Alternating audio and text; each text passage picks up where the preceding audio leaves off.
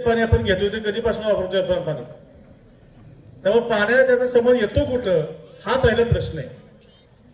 त्यामध्ये बोर्ड लावलाय ते याचा आपण सर्व लोकांनी विचार केला पाहिजे. महाराज साहेब 95 साली आमदार झाले, 95-96 साली कृष्णकरी विकास मंडळ स्थापन केलं आणि त्यातून पहिलं धरण धोंबलकोडी धरण बांधलं आणि धरणाचं काम पूर्ण करून कालव्याचं काम पूर्ण करून पहिलं तालुक्यामध्ये साधारणपणे 9 ते 10 साली पाणी आदरगी या ठिकाणी आपल्या तालुक्यामध्ये पाणी धोंबलकोडीचं आलं आणि 3-4 वर्षामध्ये पाणी पूर्णपणे आंदोलनपर्यंत पाणी आलं 19च्या आधीच. हे पाणी धरणाचं पाणी सुद्धा महाराज साहेबांनी आणलं. मग जे विरोधक सांगतायत की तालुक्याला पाणी देणार नाही आता, त्यांनी पाणी कधी आणलं आणि कुठलं पाणी आणलं? उलट मगाशी पाण्याचा बाबांनी उल्लेख केला, म्हणजे तानाजी गावडे सरांनी उल्लेख केला, उलट निरादेवरचं पाणी आता पाईपलाईनची योजना सुरू आहे, त्याची खऱ्या तर मान्यता ही तशी मान्यता वगैरे महाराज साहेबांच्या काळामध्ये झाली. पण दुर्दैव असं म्हणजे आपल्या नेत्याचं दुर्दैव असं आणि तालुक्याचं सुदैव म्हणा, या ठिकाणी पाणी ते योजना सुरू झाली, त्याचं श्रेय त्यांनी घेतलं. फक्त सुधारित प्रशासकीय मान्यता आहे ही त्यांच्या काळामध्ये झाली, एवढंच काम त्यांच्या हातून झालं. ती आज ना उद्या होणार होती, काही गोष्टी मान्य केल्या पाहिजे आपल्याला मान्य त्यांच्या काळामध्ये झाली, एवढंच काही त्यांचं फक्त म्हणजे निमित्त. बाकी कुठलंही या पाण्याच्या बाबतीमध्ये श्रेय त्यांना घ्यायचा अधिकार अजिबात नाही. हे आपण लोकांना समजून सांगितलं पाहिजे. खाली तळागाळामध्ये जाऊन सर्वसामान्य लोकांना हे आपण समजून सांगितलं पाहिजे. खऱ्या अर्थानं या सगळ्या पाण्याचं श्रेय तालुक्याच्या पश्चिम महाराष्ट्राच्या हे महाराज साहेबांचे अनेकांनी सांगितले, ते काय आपण काय पुन्हा सांगायची गरज नाही.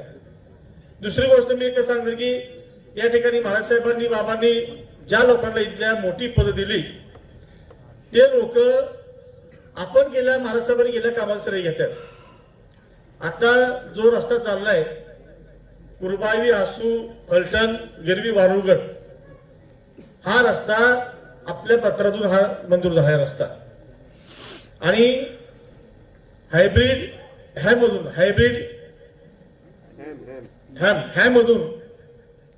हायब्रिड अॅन्युइटी मॉडेल या योजनेतून हा रस्ता सुरू झाला आहे. त्यामुळे त्या रस्त्याचं काम हे कुणाच्या माध्यमातून झाले आपल्या सर्वांना कल्पना आहे. पत्र आमच्याकडे उपलब्ध आहे, पत्र आपल्याला पाहिजे असेल तर पत्र दाखवतो. दुसरी गोष्ट, भागामध्ये विकास कामं कोणी केली आजपर्यंत तरी सगळी कामं आपल्या आसू गावामध्ये असतील, पवारवाडी असतील, सगळ्या गावामध्ये ही सगळी विकास कामं बीएससी पासून आता बाबांनी तर खूप प्रयत्न केले, पवारवाडीला पीएससीचे पैसे मंजूर झाले, सगळं मंजूर झालं, पण जागेचा प्रश्न काही सुटला नाही. त्यामुळे ते थांबलं का कमिशन मला माहित नाही. त्यामुळं कमिशनचा आपला संबंध नाही. त्यामुळं त्या गोष्टी थांबवल्या कोणी? आज गावामध्ये कितीतरी कामं आजपर्यंतची कामं सगळी महाराज साहेबांच्या आपल्या सर्वांच्या माध्यमातून झाली. आता वर्षामध्ये काय काम आलं असतं मला माहित नाही. त्यामुळे ह्या कामात सगळं श्रेय हे फुकटचं श्रेय घेतात, त्यांचा काही संबंध नाही. ते कोण होते? आमदार होते, मंत्री होते, कोण नव्हते. ह्या कामाचा श्रेय घ्यायचा त्यांचा काही विषय नाही. शेवटचं मी एक 2-3 सांगतो वाक्य. जे राष्ट्रवादी काँग्रेसमध्ये आता आहेत त्यांना माझी विनंती आहे की रामराय साहेब जेव्हा राष्ट्रवादी काँग्रेसमध्ये नेतृत्व करत होते, आता महाराजसाहेब तिथं आहेतच, परंतु त्या जिल्ह्याचं नेतृत्व करत होते त्यावेळेस मी तालुक्यापुरतं बोलतोय. फक्त या तालुक्यामध्ये राष्ट्रवादी काँग्रेस पक्ष स्वाभिमानानं हा पक्ष पुढे जात होता. आज कुठेतरी राष्ट्रवादी काँग्रेस पक्ष जो चालवतोय तो कुणातरी मागं फरफडत जातो, हे लक्षात घ्या. आणि माझी जिथंच्या आता राष्ट्रवादी काँग्रेसमध्ये जे लोक अजून आहेत त्या लोकांना माझी विनंती, याच्यावर विचार करावा आणि कुणाच्या मागं फरफडत जायचं का स्वाभिमानानं जगायचं याचा पण हे लोकांनी विचार करावा, एवढी मी या लोकांना विनंती करतो.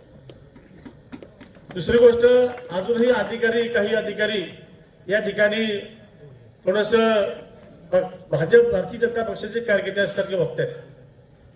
तर प्रांत मॅडमबद्दल काय बोलायला नको, परंतु तहसीलदार साहेब आम्हाला मी त्यांना चांगलं समजत होतो.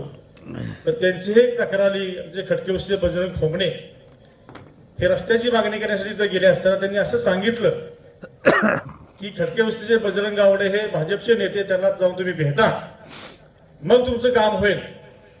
हे जर असे अधिकारी वागत असतील तर निश्चितपणे मी एवढंच सांगेन आचारसंहिता संपल्यानंतर तुम्हाला शिवसेना पद्धतीनं तुमचा करेक्ट कार्यक्रम केला जाईल. त्यामुळं अधिकाऱ्यांना माझी अजून सुसरा विनंती, तुम्ही अधिकारी असल्यासारखं वागा, पक्षाचे कार्यकर्ते असल्यासारखं वागू नका. आणि त्यामुळे निश्चितपणे याचा आपण विचार केला पाहिजे. मी एवढं सांगेल, जातात आपण सर्वांनीच, मागाशी एक कुसूरमधून फोन आला, त्या ठिकाणी काही कार्यकर्ते आपले विरोधक एकत्र जमून ग्रामपंचायती ऑफिस उघडलं. आचारसंहितेमध्ये काहीतरी भांडी वाटपाचं काम चालू होतं. तर माझ्या आपल्या सर्व कार्यकर्त्यांना विनंती की आता इलेक्शन सुरू झालंय, आचारसंहिता आहे, जागरूक राहा. हे लोक काही करतील, काही याचा नेम नाही. तर आजपासून आपण सर्वांनी जागृत राहावं आणि त्यांच्या ज्या ज्या काही गोष्टी त्याला आपण थांबवलं पाहिजे, अडवलं पाहिजे, तर खरं तर इलेक्शन आपल्या हातामध्ये राहील. मग ते काही करू शकतात. या सर्व त्यांच्या आव्हानांना आपण सामोरं गेलं पाहिजे, एकमेकांना सामोरं गेलं पाहिजे. आणि आपण सर्वांनीच आपला पूर्वीसारखाच आसू गट, गुणवरी गट आपला बाले केला आहे, तो बालेकिल्ला साबूत ठेवण्यासाठी महाराज साहेबांच्या पाठीच्या सर्वांनी खंबीरपणे उभं राहावं आणि आपले जे उमेदवार जे देतील त्यांना विजय करावा. आपलं चिन्ह ठरलेलं आहे, अजून बाकी काय ठरलं, पण चिन्ह ठरलंय. आणि चिन्ह धनुष्यबाण हे चिन्ह नवीन असलं ते नवीन आपण चिन्ह पोहोचवावं आणि आजपासून आपण कामाला लागावं एवढी विनंती करतो. थांबतो. जय हिंद, जय महाराष्ट्र. धन्यवाद. या ठिकाणी आदरणीय सौरभ निंबाळकर उपस्थित आहेत.